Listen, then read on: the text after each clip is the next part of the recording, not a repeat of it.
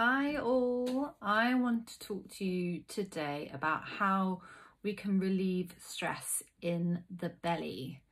So phrases like, I feel sick to my stomach, butterflies in my belly, all of these phrases have a nod to the fact that our stomach, our belly, acts as a second brain. And we kind of hear this phrase quite a lot. Our belly is our second brain, our gut's our second brain. Gut's really important for serotonin production. We kind of are starting to have a much better awareness of the role that the gut has in terms of feelings and emotions. But what I tend to find is that we still are very much aligned with a culture of trying to make sense of our feelings and trying to logically think our way through feelings and emotions. And it often gets us a bit stuck. And I certainly have found over the years through my own personal growth, my training that I've done in yoga, and yoga therapy have really given me tools for my own personal growth in starting to reconnect with those feelings. And I really enjoy sharing those tools and those practices with my clients to start cultivating some more awareness into what these feelings are when they're feeling stressed in their belly, and starting to reconnect with what is really going on with them in their kind of inner world. Because we know that there is information that travels between our gut and our head, our brain sat up in our head. And I think it's still true to say that most people think most information will be traveling top down, so from brain to belly, when in actual fact, much more information is traveling from our belly up. Okay, so there is, a lot to be said within those gut feeling, those gut instincts that we have. I just knew it in the pit of my stomach. You really do know it. And I really enjoy supporting clients in starting to understand, well, what is this deep inner wisdom that I have in my belly, and how can I start to make sense of it? And I want to share with you today two kind of tools that you can start using day to day to start making sense of what these belly feelings are, and start to create more space for them. Because what I sometimes tend to find we do, and I'm definitely guilty of this, is we have a feeling in our stomach, it doesn't feel very nice, and we want to move away from it. We want to make ourselves feel better again. We reach to comfort, whether that be, might be a drink, it might be coffee, it might be sugar, it might be food, it might be to do some exercise, it might be something. But it generally find that people have tools to move them away from the feeling, and instead what we want to be doing is moving in a safe and calm and nurturing way to kind of inquire, where is this coming from, what is here? So all of this is around cultivating a deeper connection with our bodies. And one of the ways I really love supporting that connection, and it ties in really nicely with this theme of the belly and what's going on with the belly, is around mindful eating. And mindful eating is such a, can seem very simple, but it can really help to not only address the goal of why most clients come to work with me, which is to improve their skin. And the way in which we do this is that when we're eating in a nice, calm, relaxed environment, we're generally going to break down our foods a little bit easier, better. We're going to absorb more nutrients, and that generally is going to help ensure a nice, healthy gut lining, which will then be mirrored in the skin. So there's a nice technique that it works for that. And then one of the other kind of values that it has is it starts to work on this connection with the body.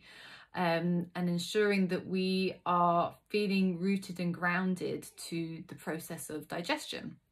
And so ensuring that we're eating in a nice, calm and relaxed environment is a way of setting ourselves up for good digestion, and then also connecting to these digestive processes, which is very much felt within the belly, right? So making sure that we are away from screens, ideally if we can eat with friends, family, loved ones. I know that's not always possible at all, but doing it when you can. If it's not possible, then you can maybe even, this is one kind of screen exception that I make if you live on alone, and this is what I used to tell my clients to do during lockdown, is to set up little like Zoom dinner dates, just so you can kind of get that that social aspect, that gathering aspect. That's what we used to do back in the day, right? We would all gather together in our tribes to eat and be merry. So to try to mirror that as much as we can in our modern culture and society and living conditions. And then ensuring that we're slowly eating and chewing our food as best we can.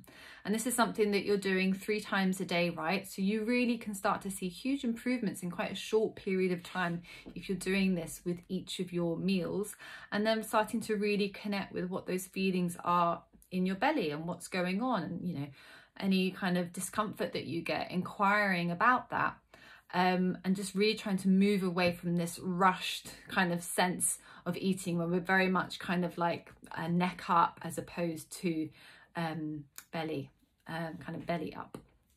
So that's one of my tips. Another one would be to use the breath as a guide. So I talk about breathing so often with my clients, and it's obviously something that we are doing all day, every day, but it's something that we can really use to enhance our experience of life, right? So using the breath as a guide to tell you where you are at right now.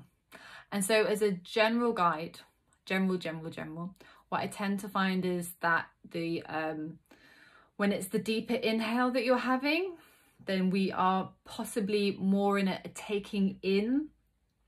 So kind of taking in information around us, and we're perhaps working more in the sympathetic, so the fight or flight zone.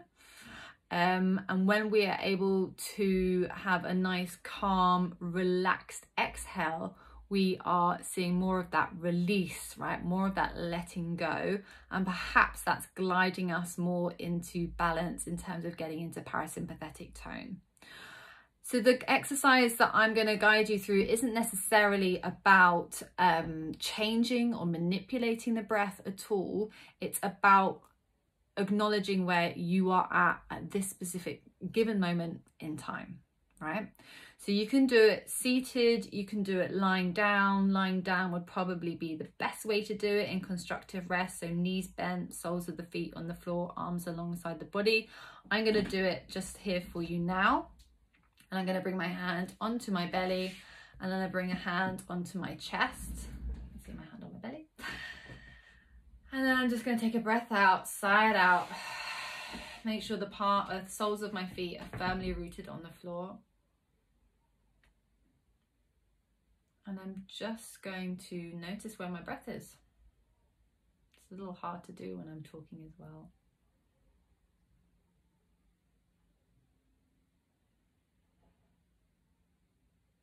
So notice if my belly rises at all on the inhale, or if it's just within my chest that I feel any of the breath moving in.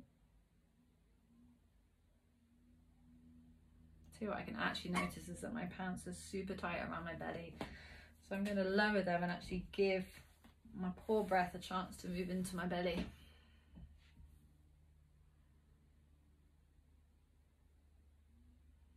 That's much better. And then just noticing how that exhale feels as it leaves the body.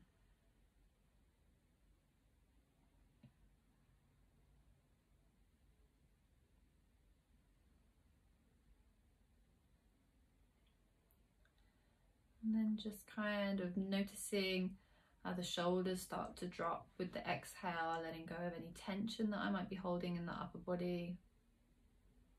Maybe a drop down through the tailbone as well. If you're on the floor, feeling that heaviness in the exhale between the parts of the body that are touching the floor.